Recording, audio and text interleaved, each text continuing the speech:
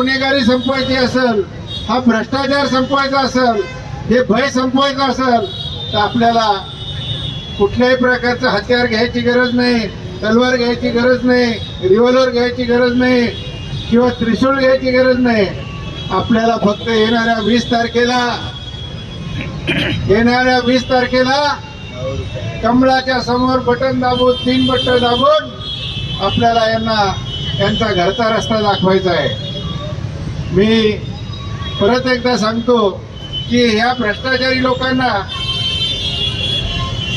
आपण पाहिले, अंबरनाथचे रस्ते कॉन्क्रिटीकरण झाले पण 6 महिन्यामध्ये त्याची वरची खडी निघून गेली.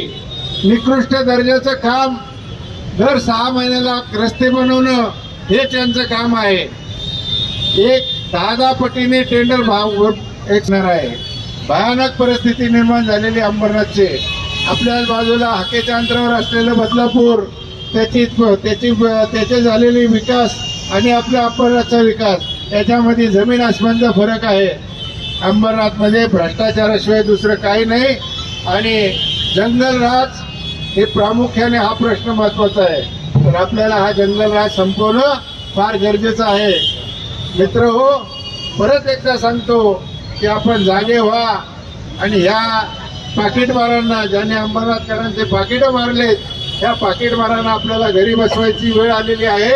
तर येणाऱ्या 20 तारखेला हे कमळाचं बटन दाबून भारतीय जनता पक्षाला मोठ्या संख्येने विजयी करा.